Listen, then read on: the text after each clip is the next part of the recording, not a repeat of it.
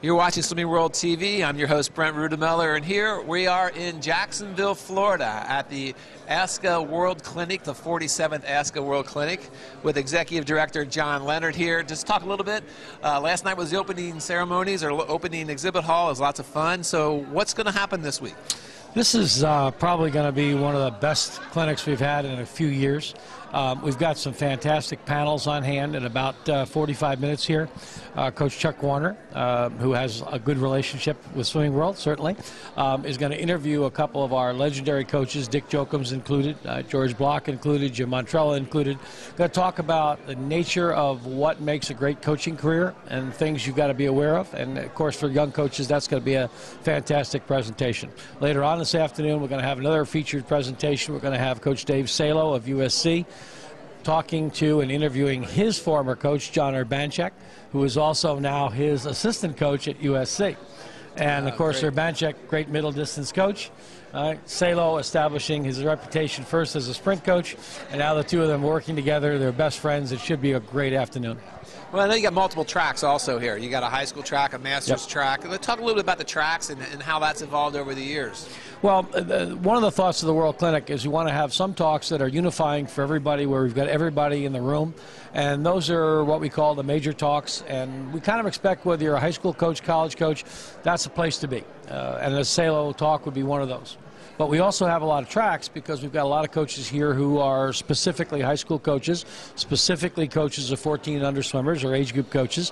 And the same thing with high school coaches, college coaches, etc. So we do have a track program that hones in specifically on things that those coaches need. So there's big talks and then there's track talks. So when you define coach, what do you think are the core needs of a coach, just if they want to have this as a career? Well, Jim Councilman would say, and I have a giant 8-foot poster in our office with Jim Councilman sitting on a bench with a baby. That's Doc Jim Councilman. Doc Jim Councilman. And, you know, Doc said the most important thing is you got to love children. And I think probably that's the single thing that will unify everybody in this building, from myself right through everybody, and the newest coaches, is everybody loves children. And if you don't enjoy being with them, it's tough. I'm a 10 under coach as a part-time hobby, and I tell everybody the best hours of my day. Right? There's no day so bad that coaching 10 unders can't make it better. And I think that's something that everybody in this building probably agrees with. Yeah, if you're working with a 10 and under, the world seems to be just fine. It's great. Yeah. How does this clinic set apart from all the other clinics out there? I mean, you can get education in a lot of places right now, but this seems to be very special. What do you think makes this so special? Well, I think you really have the best coaches in the world at this clinic, presenting multiple times, and just as important as the talks is the opportunity for new coaches to meet and mingle in the halls, ask questions, talk to people. And of course, let's pick on Dave Salo for a minute. When Dave Salo was a young coach, he did exactly the same thing that all young coaches do now. They go up to the most important coaches in the country, they get to meet them. There's certainly a factor of appreciation for what those coaches have done. And it becomes a network over time of younger coaches mentoring older coaches mentoring younger coaches, and younger coaches gaining from literally the best coaches in the world. So I think that there's a tremendous factor of both inspiration and education. Is there a term that you would give for that? Is it a brotherhood? Is it just this thing that unites us all? I think half the coaching population in the United States now is female. So I hesitate to use the word brotherhood, right? But there is certainly a fellowship among coaches, that there is an acceptance that our lives are more similar across the board in coaching than they are dissimilar. And so the experiences are shared, and the young coach experience is shared by everybody. And believe me, the old guys like me remember being a young coach and how important it is to get information from the experienced people and inspiration. So if there was one advice you can give to someone who decided to go out and start a career as coaching, what would that be, John? Go find the best mentor you can. Find somebody you respect, right? Pick their brain, have a long-term relationship with them, and be able to have somebody who's a sounding board, because all throughout your career you're going to have a sounding board. Doc Councilman, Peter Dalen was that person for me, but every coach in this building has somebody that they're listening to. You got to find the right person who will help you.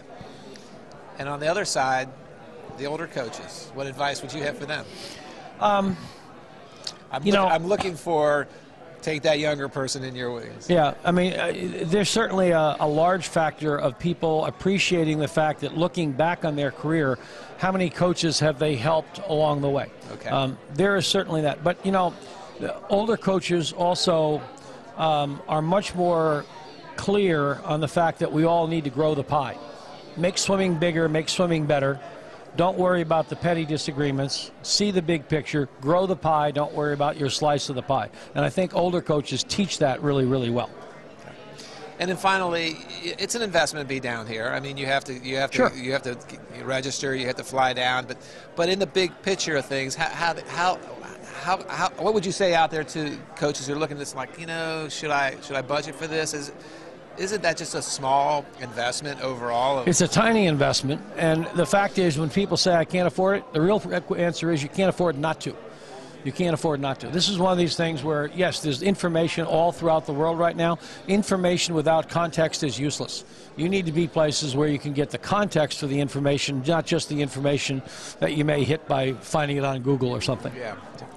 Well, for those who are watching this for the first time, if you're not here, ASCA is videotaping all the shows. They launched ASCA TV just recently, so you can go ahead and how can they watch those talks? Do they got to become a member? If you simply go to our website, www.swimmingcoach.org, and you go to online education, all the major talks, the really important talks that are here, are going to be on there, and you can watch and get samples of what you want, or what you can watch the entire hour talk or 2-hour talk in the case of what's coming up with Warner and Salo. So we would encourage you to look at that. And then as far as on an annual cycle, this happens the first or second week of every September. Right. And it's a great way to catch up with old friends. It is. Cleveland next year. Cleveland. Thanks, Brent. All right. Appreciate it. Thank you. This is Brent Rudemiller for Swimming World TV saying, if you want to win, first help someone else win.